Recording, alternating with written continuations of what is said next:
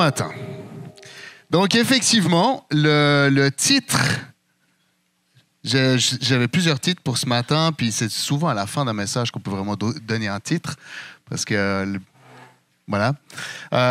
Mais on va parler du pire roi d'Israël. Puis j'ai dû le lire plusieurs fois, j'ai dû lire des choses sur lui. Je ne sais pas si comme moi, malheureusement, des fois, quand on lit la Bible, c'est difficile de vraiment réaliser ce qui s'est passé il y a 2000, il y a 4000 ans, etc. Puis c'est comme on lit des affaires, puis on est comme... Des fois, il y a des affaires qui nous choquent, puis des fois, il y a des affaires qu'on lit, puis on est comme, oh, pas si pire finalement, là. Je trouve que Dieu a été dur, etc. Donc, on va parler d'un roi horrible, vraiment un roi horrible. Et ce roi s'appelle Manassé. Alors, c'est le fils de Ézéchias. Ézéchias, Luc a parlé d'Ézéchias dimanche passé, en fait. Et c'est le petit-fils de Akaz. Akaz, mauvais roi. Ézéchias, bon roi. Manassé, mauvais roi. OK?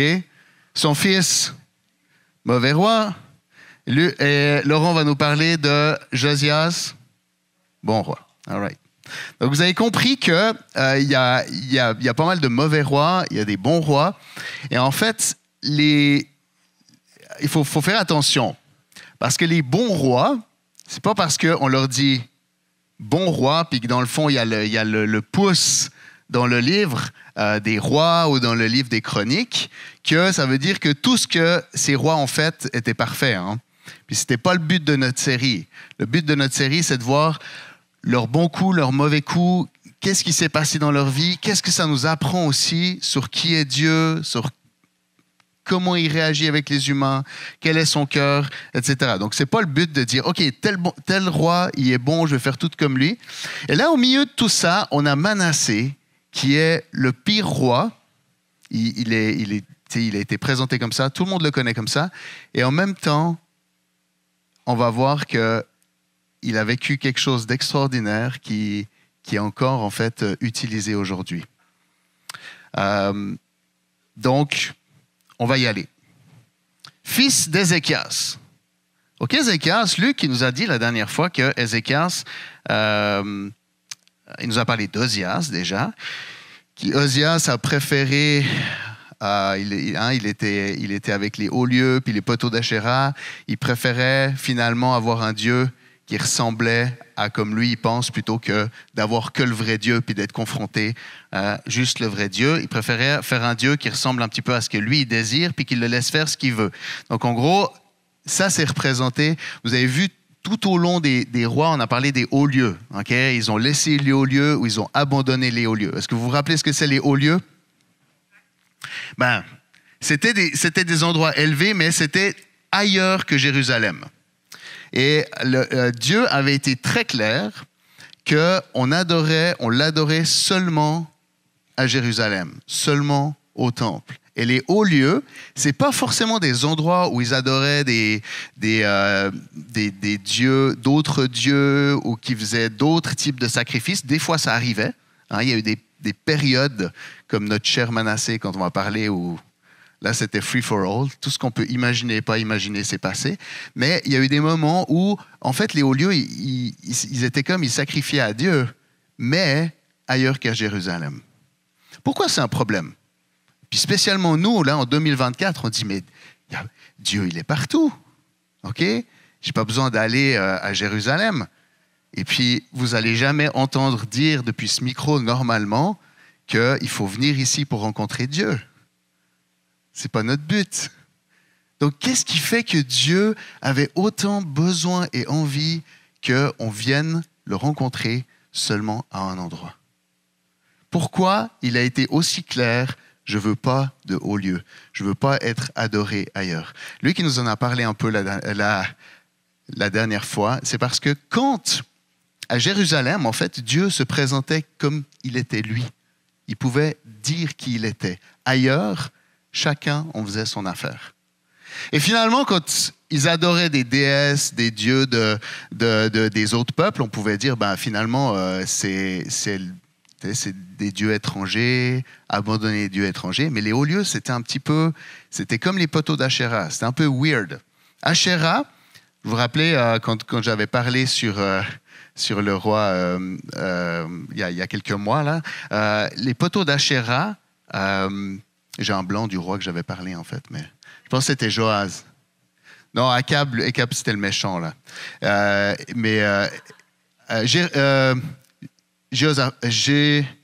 Josaphat, je pense que j'avais parlé. Ouais, c'est ça. Et en fait, Asherah était comme considérée la femme de Dieu. Donc, c'était la femme d'une divinité, puis les Hébreux l'ont utilisée comme la femme de Dieu. Donc, tu sais, c'était comme proche de Dieu, c'était pas un Dieu qui était ailleurs, mais en fait, le problème, c'est qu'il lui faisait dire ce que eux, ils voulaient entendre. Il l'utilisait pour donner fécondité, il l'utilisait pour donner bénédiction.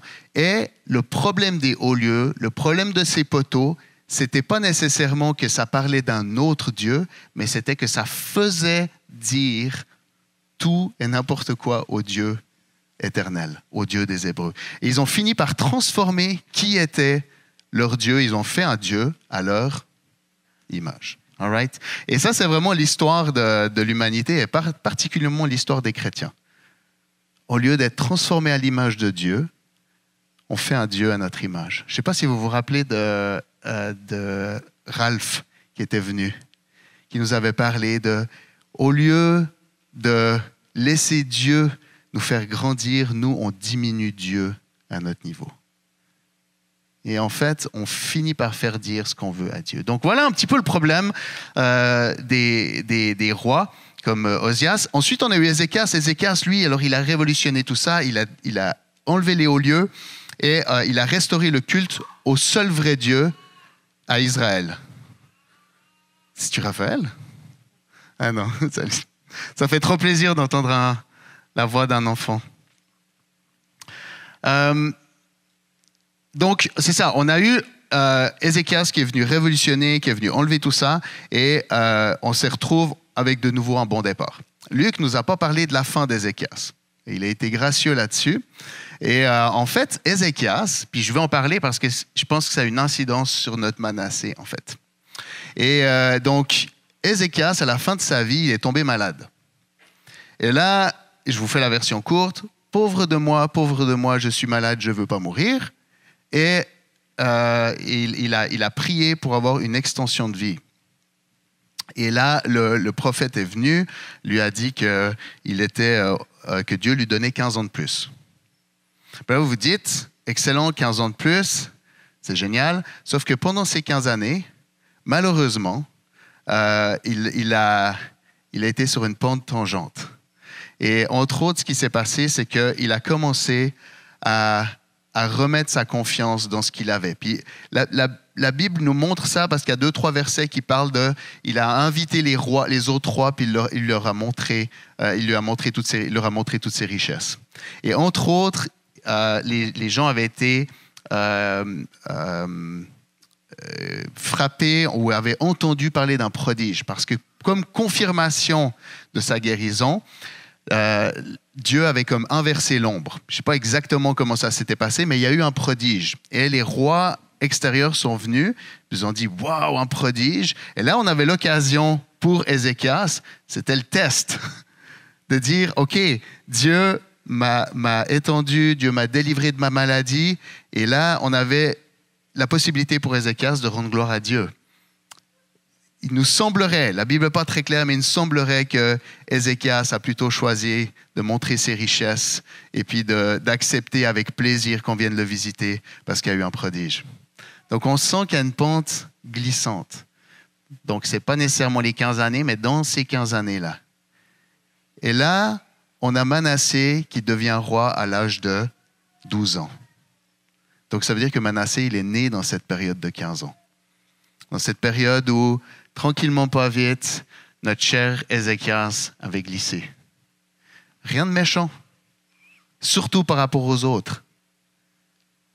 Mais on a un Manassé qui a vécu peut-être ce que certains d'entre vous ont vécu, d'être dans une église puis de voir des gens qui ont les bottines qui ne suivent pas les babines. Et je sais qu'il y a beaucoup de gens qui sont éloignés, ça ne veut pas dire qu'ils ne croient plus en Dieu, mais qui sont éloignés du monde chrétien, qui sont éloignés du royaume de Dieu, qui sont éloignés plutôt, c'est pas vrai, ils sont encore ils sont éloignés de la communauté en fait, des frères et sœurs, parce que ils ont vu des gens dont les bottines ne suivaient pas les babines.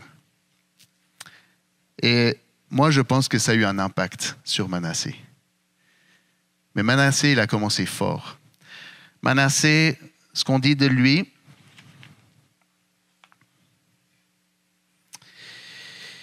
Manassé avait 12 ans à son avènement. Tu peux mettre la première image. Donc, il est 12 ans qu'il est devenu roi. Il régna 55 ans. Alors, quand on lit 55 ans, c'est quand même déjà un signe intéressant parce que, quand même, dans la pensée juive, long règne égale bénédiction. Okay? Il y a vraiment des rois, il y a des rois qui ont fait genre 8 mois, un an et demi ou 2 ans. Donc, 55 ans, on parle du pire roi et c'est le plus long règne. Donc, il y a déjà quelque chose qui nous fait dire que il y a quand même une sorte de bénédiction qui est là. L'Éternel, donc il fit ce que l'Éternel considère comme mal et s'adonna aux mêmes pratiques abominables que les peuples étrangers dépossédés par l'Éternel en faveur des Israélites. Il faut se rappeler qu'il y avait un appel particulier sur le peuple d'Israël. Le peuple d'Israël, quand on lit la conquête du pays, c'est guerre après guerre, les peuples sont tassés. Et là aussi, ce n'est pas évident de lire ça pour nous en 2024. On lit ça, il y a des peuples entiers qui sont ravagés, qui ont été tassés de côté, puis on est ils habitaient là. Mais le cœur de Dieu, c'était de révéler qui il était au travers du peuple d'Israël, mais pour tout le reste du monde. Le cœur de Dieu, ça a toujours été de répandre sa parole, de répandre qui il est dans le monde entier. Et donc, le peuple d'Israël, c'est pour ça qu'ils n'étaient pas censés prendre les dieux étrangers. Ce n'est pas parce qu'ils étaient meilleurs, mais c'était parce qu'ils étaient censés, par eux qui ils étaient, révéler le grand Dieu. Le grand Dieu miséricordieux, lent à la colère, riche en bonté. Et ce Dieu-là était pour tous les autres peuples aussi. Sauf que les Israélites, dans leur vécu, ils ont pris ces terres que Dieu leur donnait, mais là on arrive au point qu'au lieu de montrer, d'être un exemple de qui est Dieu, ou de montrer qui est Dieu, de leur relation avec, l'honneur qu'il lui donne, la place qu'il lui donne, ils ont fini par faire les mêmes choses que les autres peuples. Donc en fait c'est dramatique. C'est pas anodin. On se retrouve avec un peuple à qui Dieu a donné une autorité particulière, a donné une bénédiction particulière, a même tassé d'autres peuples, parce que son plan, il était bon à la fin. Son plan, c'était de sauver toutes les nations. Et là, on a un peuple qui a choisi d'utiliser ça, puis de finalement devenir le même. Plus tard dans le texte, on verra qu'ils sont devenus pires que les autres peuples. Et on parle d'une période où on tuait les enfants, on sacrifiait, la femme n'avait aucune valeur. Et là, on arrive à un peuple qui vivait des choses qui étaient pires. Il rebâtit les hauts lieux que Ézéchias avait démolis. Il érigea des autels au Baal. Il dressa des poteaux sacrés à la déesse Ashéra. Il se prosterna devant tous les astres du ciel et leur rendit un culte. Il construisit des autels païens dans le temple de l'Éternel. Ça, c'est nouveau. À date, il y avait eu plein de divinités en dehors, mais jamais dans le temple. Manassé, il a introduit il a introduit les autres dieux dans le temple, en fait, dans le temple de Jérusalem. Il y a même eu une statue, donc pas juste des autels, mais carrément la présence de la divinité dans le temple. Imaginez-vous, je pense que le plus proche qu'on puisse imaginer, c'est par rapport au mariage. Vous imaginez, vous rentrez chez vous et il y a quelqu'un qui a pris votre place auprès de votre mari ou de votre femme dans la chambre à coucher. Ça, c'est le plus proche qu'on peut au niveau émotionnel. L'impact était pire, mais au niveau émotionnel, si on veut essayer de se représenter, vous vous représentez, rentrez à la maison et quelqu'un a pris votre place dans le lit. Pourquoi? Parce que Dieu voulait une relation avec son peuple. Et non seulement le peuple était allé voir ailleurs, mais ils avaient ramené la divinité au milieu de la chambre à coucher. Je ne sais pas ce qu'on ferait, mais je sais que les gars, on pourrait avoir des mauvaises réactions dans ce cas-là. Et les filles aussi, je pense.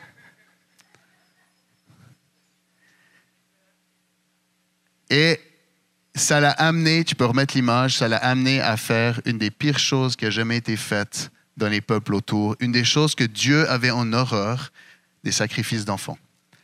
Il a fini par sacrifier ses propres enfants.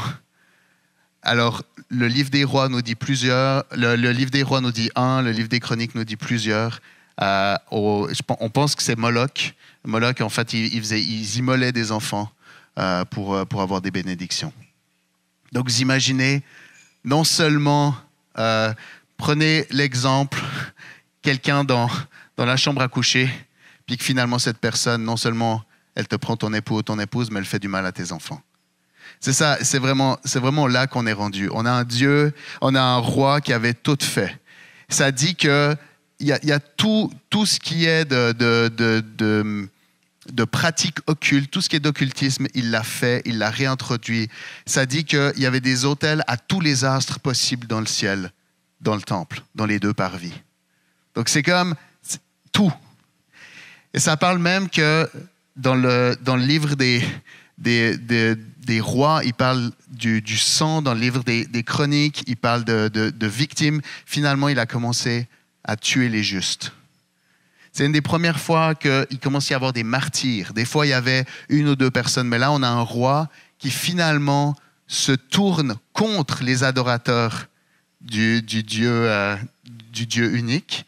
Et puis, ça dit que le sang couvrait la ville d'une rue à l'autre. Le sang traversait toute la ville. Donc, il a fait des choses horribles. Je pense que c'est un des pires personnages de la Bible.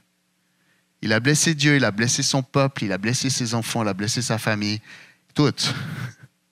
Je peux montrer la prochaine image parce que je trouvais qu'une petite gravure, ça disait rien. Mais ça donne en 2024, juste pour qu'on ait un peu une idée du type de personnage que c'est. L'autre, on se dit, c'est une gravure, c'est cute, c'est un méchant. Ça, ce genre de gars, t'as pas envie de le rencontrer. Là.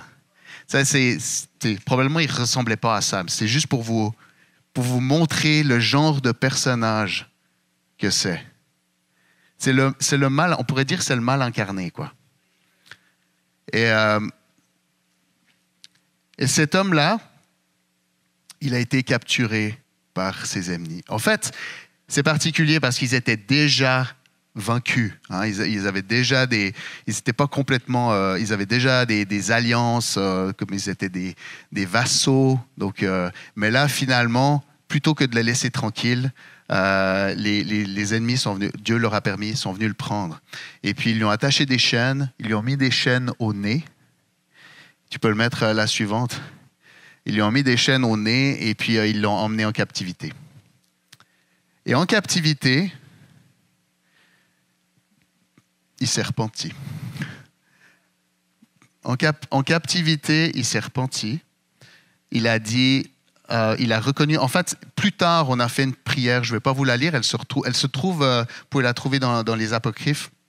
La prière de Manassé, vous pouvez les chercher. C'est pas Manassé qui l'a écrit. C'était des gens plus tard qui ont imaginé ce que Manassé aurait pu dire. On a perdu la version originale, mais en gros, Manassé reconnaît qui est Dieu. Il reconnaît le péché, que son péché est impardonnable, innombrable, mais il dit, mais Dieu, à cause de ta bonté, pardonne-moi. Et Dieu lui pardonne.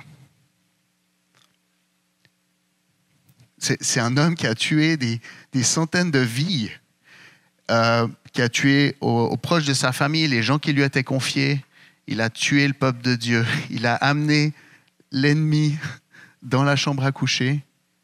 Et Dieu entend sa prière et le rétablit. Il est ramené au pouvoir. il est libéré par les ennemis, il est ramené au pouvoir. Et là, on est comme, c'est pas possible. Remets l'image d'avant, là. Vous imaginez? C'était lui qui a quitté, là. C'est lui qui a quitté et il est remis au pouvoir.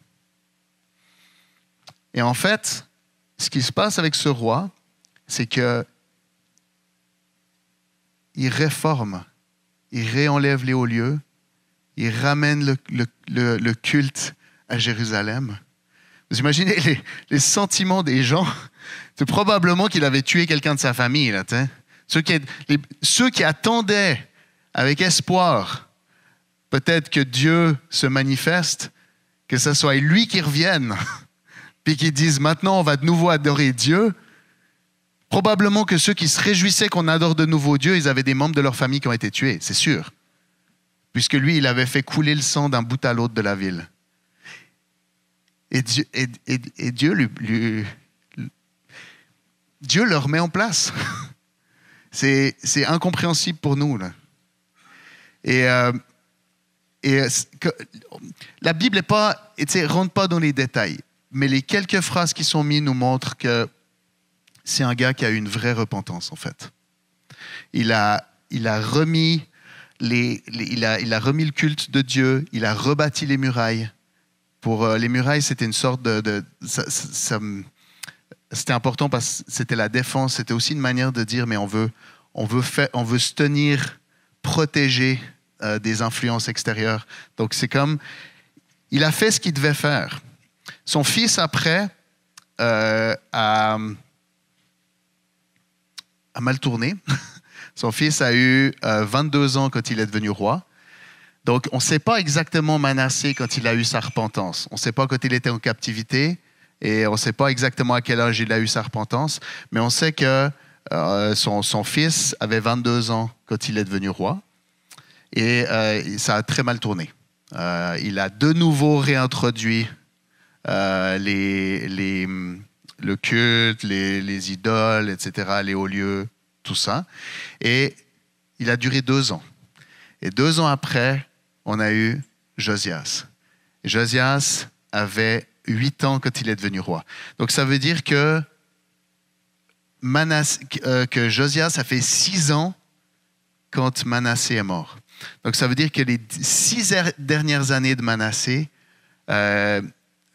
Josias était vivant. Et il y a plusieurs historiens qui pensent que Manassé a beaucoup investi pour la génération suivante, pour élever la génération suivante. Puis moi, ça me fait juste penser peut-être certains d'entre vous qui sont des grands-parents. Et là, attention quand on fait des comparaisons avec la Bible. Hein. La Bible, elle est là pour nous parler de qui est Dieu. Elle n'est pas là pour qu'on se mette à la place des personnages. Mais il y a une autorité particulière qu'on a sur nos petits-enfants. Et puis peut-être qu'au niveau relationnel avec les enfants, c'est difficile, mais avec les petits-enfants, et spécialement l'âge de 0-6 ans, là, c'est un impact particulier. Et moi, je pense vraiment que Manassé a eu un impact dans la vie. La fin de Manassé, un roi repentant, a eu un impact dans la vie de Josias. Merci, vous suivez. C'est parfait. Donc, là, on arrive avec quelque chose qui est troublant, parce qu'on a le pire roi de l'histoire qui finalement potentiellement finit bien. Alors après les livres, ça c'est aussi intéressant, les livres nous laissent avec le fait que c'était un mauvais roi. Si vous regardez par exemple le livre des rois, ne parle pas de ça, ne parle pas de repentir de Manassé, ils disent juste que c'était un mauvais roi, et puis finalement c'est très logique que son fils soit un mauvais roi aussi. Le petit-fils, lui, on dit qu'il a été influencé par son père David, donc des générations avant. Et c'est quand même une réalité. C'est que ce qu'on apprend sur Dieu, c'est que là, il y a quelque chose au niveau du pardon. Là. Je fais juste un parallèle. Pour ceux qui ont quelque chose dans leur cœur, ben j'en ai croisé plusieurs des personnes qui pensent que Dieu était quand même pas fin avec Pharaon. Hein, vous avez probablement tous entendu la phrase qui dit « Dieu a endurci le cœur du Pharaon ». Hein, c'est le genre de truc qui vient nous chercher parce qu'on dit quand même, ça veut dire que Dieu a manipulé Pharaon. Ce qui est intéressant de voir, c'est que Pharaon a endurci son cœur tout seul pendant les 5 premières plaies et puis passé un certain un certain non-retour, Dieu l'a livré finalement aux pensées de son cœur et puis a endurci son cœur, puis ça a permis de rejoindre de faire ses plans en fait. Donc on voit que Dieu pardonne et Dieu rétablit Akab, qui est l'autre roi qui a fait des horreurs. Pareil, il a été mis comme une bête et il a reconnu que Dieu était Dieu et il a été rétabli comme roi. Donc même dans l'Ancien Testament, parce que Dieu n'a pas changé entre l'Ancien et le Nouveau Testament. Dieu est Dieu, il est resté qui il était. Le but de la Bible, c'est de nous expliquer qui il est. Et ce qu'on voit là, c'est que Dieu est un Dieu miséricordieux. Je ne sais pas si ça vous rappelle quelque chose de l'histoire, le mot miséricorde. C'est quoi la miséricorde? Ouais, Elias, il m'a dit, Yanis, il était comme dans le fond, c'est comme le pardon. C'est de ne pas avoir ce qu'on mérite. Okay? La miséricorde, c'est de ne pas avoir ce qu'on mérite. Donc, dans tout l'Ancien Testament, on voit un Dieu miséricordieux. C'est-à-dire que si tu demandes, si tu reconnais qu'il est Dieu, souvent c'était ça le deal, parce qu'on parle de rois. Les rois, ils pouvaient faire ce qu'ils voulaient, là. Okay? Quand eux, ils reconnaissaient que Dieu était Dieu, puis que finalement, d'accord, j'avoue, Dieu était Dieu, ils étaient rétablis. Donc Dieu était miséricordieux. Et là, avec Manassé, avec tout ce que je vous ai raconté, c'est le summum de la miséricorde de Dieu. J'espère qu'il n'y en a aucun d'entre nous qui est aussi pire que Manassé. Probablement qu'on ne serait pas assis là si c'était le cas. Puis encore. Mais donc Manassé, Dieu l'a rétabli. Par contre, l'histoire garde ce que Manassé a fait. Et c'est correct. Mais plus tard, dans le livre de Matthieu, on parle de Manassé, comme on parle de tous les autres rois qu'on a parlé. Vous savez dans quoi on parle de Manassé? Chapitre 1 de Matthieu, de la généalogie de Jésus. Manassé fait partie de la généalogie de Jésus. Vous parlez d'une restauration. Et on apprend ça sur Dieu. Dieu, notre Père, nous rétablit. Dieu pardonne. Dieu efface même. Dieu est miséricordieux. Il a été miséricordieux avec Manassé. Il n'y en a pas un de nous dans cette salle que Dieu ne peut pas être miséricordieux. Alors je ne sais pas au niveau de la justice comment ça fonctionne. Mais ce qui est sûr, c'est que sur terre, il n'a pas été rétabli Manassé. Oui, il a été rétabli comme roi, mais l'histoire l'a gardé comme un mauvais roi. Une partie de l'histoire l'a gardé comme le roi repentant. Une partie de l'histoire, ses fautes humaines n'ont pas été effacées. Mais pour l'éternité, c'est différent. Et je pense que ça, c'est une des premières choses aussi qu'on peut vivre. Quand on vit vraiment ce que c'est le pardon de Dieu. Ça, c'est souvent comment on s'approche de Dieu, la miséricorde. C'est ce que nous a dit Jessica. On rencontre Dieu, on lui demande pardon, on a le pardon de Dieu qui nous envahit. Est-ce qu'il y en a qui ont déjà vécu ça? Est-ce qu'il y en a qui ont vécu plusieurs fois ça? J'ai vécu plusieurs fois le fait de me sentir pardonné, de sentir sa miséricorde. Et... mais des fois, on aimerait que tout le monde nous pardonne aussi rapidement que Dieu. Hein? On aimerait bien que dit, ah bah oui, j'ai fait tout ça, mais j'aimerais bien que tout le monde oublie. La réalité, c'est que le monde avance pas aussi vite que ça. Mais ça n'enlève pas que Dieu nous aime et que Dieu nous a pardonné. Parce qu'il est Dieu, parce qu'il est qui il est, parce qu'il nous aime infiniment, et Dieu nous pardonne. Et c'est correct de laisser aux gens le temps d'avancer. Hein, tu ne peux pas aller dire à quelqu'un que tu as fait du mal, tu dois me pardonner. Non. Si tu reconnais que Dieu est Dieu, Dieu, lui, il t'a déjà pardonné. Un des versets les plus importants à retenir dans la Bible, Jean 3,16, oui, mais c'est dans Romains, le verset qui dit « Alors que nous étions ses ennemis, Dieu nous a pardonné. » Dieu ne nous pardonne pas parce qu'on fait une belle prière. Dieu nous pardonne parce que Jésus est mort à notre place. Alors que nous étions encore ses ennemis, Dieu nous a donné a donné son Fils pour nous. Dieu nous pardonne parce que quelqu'un a pris notre place. Et l'histoire qui dit du policier qui dit qu'on n'a pas ce qu'on mérite, c'est parce que quelqu'un d'autre a pris ça. Manassé, ça mériterait d'être fouetté. Mais pas juste fouetté. Ça mériterait d'être fouetté avec des clous, que sa chair se déchire. Manassé, ça mériterait que ses membres soient écartelés. Manassé, ça mériterait une agonie. Manassé, il aurait mérité qu'il soit exclu, rejeté, pas rétabli. Manassé, il aurait mérité qu'on lui crache dessus, qu'on le fouette. Il aurait mérité d'être tout nu, honteux, pas qu'on lui redonne ses habits royaux. C'est ça que Manassé aurait mérité. Manassé aurait mérité qu'on le cloue sur une croix, qu'on invente le supplice de la croix pour lui. Mettez-vous à la place des familles. Manassé, il aurait mérité ça, il aurait mérité de mourir à petit feu. On connaît quelqu'un qui est mort à petit feu. C'est Jésus. Pourquoi Jésus a une mort si horrible? Parce qu'il a pris ce qu'on a mérité. Parce qu'il a pris ce que des gens comme Manassé ont mérité. Manassé, il aurait mérité chacune des supplices de Jésus. Et je suis sûr qu'il y aurait certaines familles qui auraient trouvé qu'il n'en a pas eu assez encore. Parce qu'il a souffert, parce qu'ils ont souffert. Puis parce que la justice, c'est ça. C'est que tu récoltes ce que tu sèmes. Et Jésus, il a pris chacune des choses que Manassé aurait méritées. Donc, le pire roi de l'histoire. Et l'histoire nous dit qu'il n'est pas revenu en arrière. Ça me fait penser, tu peux me mettre la slide suivante.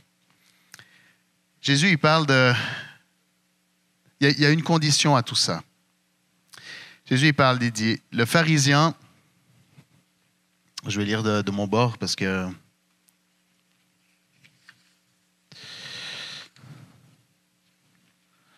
Ah ben, Johan, est-ce que tu as envie de lire?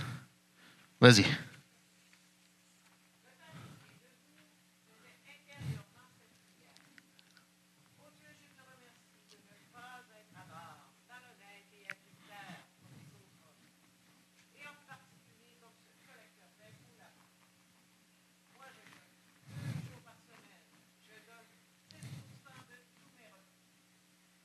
Donc, je vous ai juste mis un bout. Est-ce qu'il y en a des personnes qui ça dit de quoi, cette histoire? Ouais. On appelle ça l'histoire du pharisien et du publicain. Jésus, il lutte... Ouais. Oh, all right. Ah oui, parce que moi, je n'ai pas le micro. Le pharisien, il faut que j'aille chercher du coup là. C'était ça ma parade, c'était de demander parce qu'on a les speakers. Le pharisien debout faisait intérieurement cette prière. « Ô Dieu, je te remercie de ne pas être avare, malhonnête et adultère comme les autres hommes, et en particulier comme ce collecteur d'impôts là-bas. Moi, je jeûne 2 jours par semaine, donc inscrivez-vous 2 jours par semaine au calendrier. Je jeûne 2 jours par semaine, je donne 10% de tous mes revenus. » Donc merci Dieu de ce que... Tu peux mettre le suivant? Ouais. Merci de ce que je suis. Merci parce que je suis bon. Merci parce que je suis capable de donner ma dîme. Merci parce que je ne suis pas avare, je ne suis pas malhonnête, je ne suis pas adultère. Merci. Et ce qui est intéressant sur ce tableau, on ne le voit pas très bien, mais c'est que, bon là, on a toute la partie au centre, en fait, on a le pharisien à gauche, et derrière, un peu en retrait, on a le publicain qui n'ose pas se mettre sur la place publique parce qu'il a honte de ce qu'il a fait. En fait, il réalise qu'il ne mérite pas l'approbation de Dieu. Puis après, dans les images extérieures, ils partent. Puis on voit que le pharisien, il y a comme un petit diable, hein, on ne voit pas très bien, mais en gros, dans les cieux, il y a comme un petit diable avec un masque. OK, qui enlève le masque. Et puis comme si le petit diable... en gros, c'est l'approbation de l'ennemi. Le pharisien a fait ce que l'ennemi était content de faire. Et puis, à droite, tu as le publicain qui repart avec l'approbation du ciel, qui est comme imagé par un petit ange. Ça fait penser au petit ange, au petit diable qu'il y a dans les bandes dessinées. Là, de chez Tatan. Tu peux mettre la suivante. Merci de ce que je suis. Puis on arrive au cœur de ce que je voulais vous transmettre. Merci de ce que je suis bon. Non, c'est pas ça que je veux vous transmettre. Manassé, il a fait l'inverse. Manassé, il a dit, c'est impardonnable ce que j'ai fait. Merci de ce que toi, tu es bon. Et je voulais exprès pas vous la lire parce que je me suis dit, vous pouvez la lire vous-même, la prière de Manassé, mais en gros, la prière de Manassé parle de Dieu qui est bon. Un peu comme Abraham qui dit, ou Moïse qui dit à Dieu, tu ne peux pas faire des choses comme ça, tu es bon. Manassé, il dit, je m'accroche à ta bonté. En gros, je suis mauvais, toi tu es bon. Je suis mauvais, toi tu es bon. Le pharisien, merci de ce que je suis bon. Et ça, quand on est convaincu de péché, on est convaincu qu'on a fait du mal, on est convaincu des manques dans nos vies. Moi particulièrement, c'était ce qui m'a amené vers Dieu. Vous le savez, j'ai raconté plusieurs fois mon histoire, mais c'est mon esprit d'orphelin. J'avais besoin d'un père, puis j'en ai pas eu. Et puis je me sentais comme personne, puis je faisais tout ce qui était possible pour être vu, pour être apprécié, pour être aimé. Et quand j'ai rencontré vraiment Dieu comme mon père, ça a tout changé. Mais je me sentais pas capable, je me sentais pas bon, Et là, j'ai dit, mais Dieu, t'es bon. Puis ça m'a touché de réaliser que Dieu veuille être mon papa. Et même dans mon témoignage, Dieu m'a posé la question. Puis j'ai dit oui. Dieu nous pose la question. Mais le pharisien, donc, quand on est là, il y a des moments de conviction dans nos vies où on se sent pas bon. Mais il y a un problème. C'est qu'après, souvent, on appelle, des fois on appelle ça donner sa vie à Jésus ou réaliser qu'il nous aime, on se sent accepté. Puis on marche un petit temps avec lui.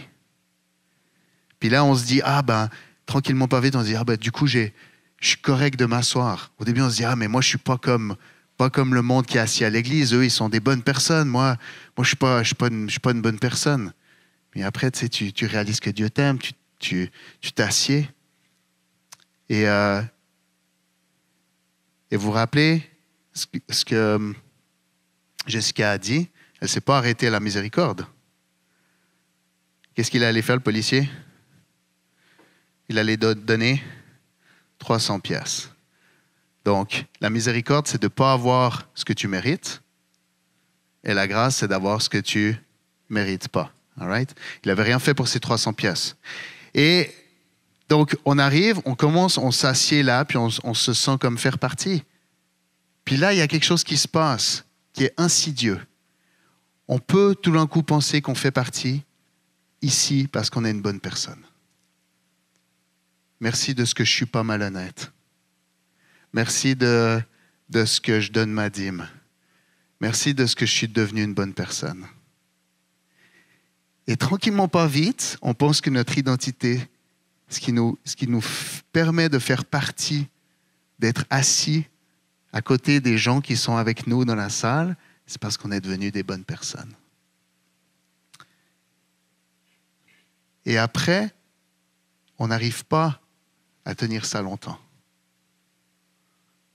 On refait la chose qu'on n'aurait pas voulu. On regarde sur Internet la chose qu'on n'aurait pas voulu. On recrie sur les personnes qu'on aime de la manière dont on n'aurait pas voulu. Puis là, qu'est-ce qui se passe? Je ne fais plus partie. Pourquoi? Parce que tranquillement, pas vite, notre droit de faire partie du peuple de Dieu reposait sur nos bonnes actions. Et tout d'un coup, notre place, elle est menacée. Et j'aimerais te dire ce matin, si tu te sens menacé, pense à Manassé. Je l'ai fait. Merci. Je me suis dit, est-ce que je vais réussir à la faire? J'ai réussi. Check. Si tu te sens menacé, pense à Manassé. La réalité, c'est qu'on n'est pas mieux que Manassé. On a fait des choses meilleures. On n'a pas fait des choses aussi pires. Et les choses que Manassé a faites sont terribles et heureusement qu'on ne les a pas faites. Mais on n'est pas mieux. Notre identité, elle a changé du moment qu'on a dit « Dieu, tu es bon, merci de m'accepter à cause de ta bonté, à cause de Jésus que tu as pris ma place, moi je peux prendre la tienne. » On est devenu enfant de Dieu parce que Jésus nous a laissé sa place. Jessica a même dit, on n'a pas juste ce qu'on ne mérite pas, on a le contraire de ce qu'on mérite. C'est ça et c'est ça. Manassé a eu exactement le contraire de ce qu'il a mérité. Alors c'est particulier dans le cas de Manassé parce que c'était presque prophétique. Hein? Jésus n'avait pas encore marché sur cette terre, mais c'était déjà le cœur de Dieu. Le Dieu de l'Ancien Testament est le même que le Dieu du Nouveau Testament. C'est le même. Mais ce qu'on peut retenir de Manassé, c'est que j'aimerais revenir à merci de ce que je suis. Merci de ce que je suis à Manassé. Pas dans les détails, mais j'ai besoin de toi. On est en danger quand on ne reconnaît plus que Dieu est Dieu et qu'on a besoin de lui. Quand Nat est rentré, je l'ai déjà partagé à Tribu Enflammée, mais c'est un bon exemple. On s'est beaucoup... Là, tu souris, hein? On s'est beaucoup engueulé pendant 4 jours, là. Et c'était particulier parce que on est quand même un couple qui ont régulièrement des disputes. T'sais, on est quand même presque quotidiennement des petites disputes, là. Ah, des petites disputes. Ah ouais, bienvenue. Ouais. Mais tu sais, il y a des couples qui sont très conciliants. Nous, on est plutôt... on a appris à plus le faire devant les gens. Ça, c'est déjà pas mal. Moins devant les enfants. Mais on a un principe, ça n'a rien à voir avec le message, mais réconcilie-toi devant les gens qui étaient impliqués dans ta dispute. OK? Tu as une dispute devant tes enfants, réconcilie-toi devant tes enfants. OK? Tu as une dispute dans le privé, réconcilie-toi dans le privé, tout le monde n'a pas besoin de savoir. Mais ce que je voulais dire, ce qui était particulier pour nous, c'est que pendant plusieurs jours de suite, c'est comme on n'arrivait pas. Puis, tu sais, on a tous entendu « couche-toi pas sur ta colère », etc. Puis là, on n'arrivait pas, quoi. Et comme des vieux dossiers qui ressortaient, ou des choses. Je m'entendais dire des choses que je ne voulais pas dire. Et c'était pareil pour Nat. Et c'est comme on n'arrivait plus à se retrouver.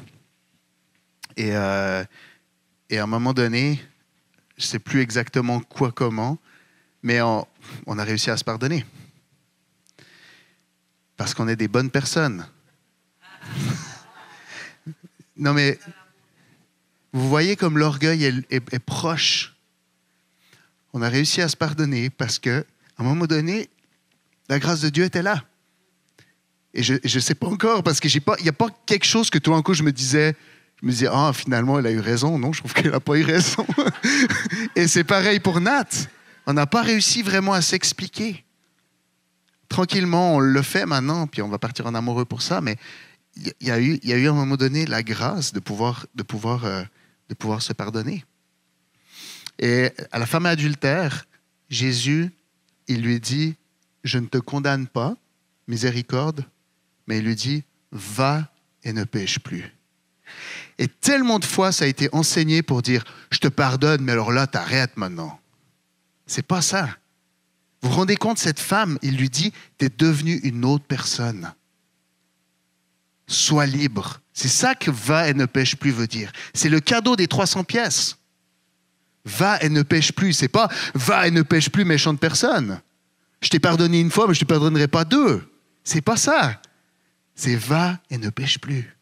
T'es une nouvelle personne, t'es libre. Est-ce qu'elle l'a refait une fois? Peut-être. C'est pas grave. Va et ne pêche plus. Jésus, il dit va et ne pêche plus. Il continue. C'est ça la grâce. La grâce, c'est cette puissance qui nous accompagne pour continuer. Et on a expérimenté la grâce avec Nat. La grâce de pouvoir pardonner. Moi, je n'avais pas envie. Je me complaisais dans mon... J'étais pas bien, mais je me complaisais. Comprenez? En tout cas, quand on est dedans, on se comprend. Mais, ça paraît bizarre après coup, là, mais parce que j'avais raison, parce qu'elle avait raison, etc. Puis on était blessés les deux. La grâce, c'est de pouvoir continuer. Et j'aimerais vous amener 2 derniers mots. C'est le mot humilité et le mot orgueil.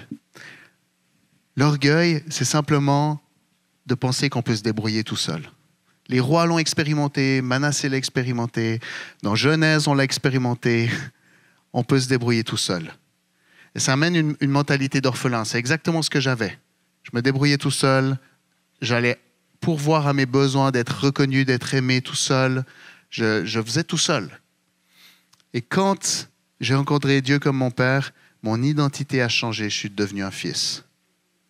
Et quand tu es un fils, c'est là que tu peux vivre, ou une fille, bien sûr, excusez-moi. Quand tu es un enfant, tu vis ce qu'on appelle une nouvelle identité. Et l'identité, ça t'amène l'humilité. Identité et humilité sont proches. Et quand tu vis l'humilité, l'humilité, c'est pas de se flageller, c'est pas de dire qu'on est une mauvaise personne. Ça, c'est de l'orgueil. Pourquoi? Parce que quand on fait ça, on essaye de s'attirer de la pitié dans le fond, et puis on se débrouille tout seul. Si vous voulez un gauge, débrouillez tout seul, enfant de Dieu. Orphelin, enfant de Dieu. Orphelin, orgueil, enfant de Dieu, humilité. Mais le problème, c'est que quand on est enfant de Dieu, puis qu'on commence à penser qu'on devient des bonnes personnes, notre identité ne dépend plus de qui est Dieu et de ce qu'il a fait pour nous. Notre identité dépend qu'on est des bonnes personnes puis de ce qu'on fait. Et on redevient des orphelins.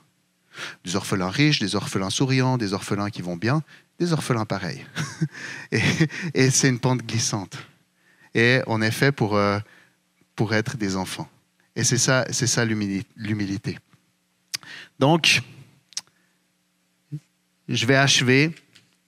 Merci de ce que je suis un Manassé. Si tu te sens menacé, dis merci de ce que je suis un Manassé. En fait, la vie chrétienne, c'est de respirer un bon coup et de dire merci Dieu pour qui tu es. Et j'ai besoin de la grâce de Dieu, j'ai besoin de son cadeau pour vivre demain. J'ai besoin de son cadeau pour vivre après-demain.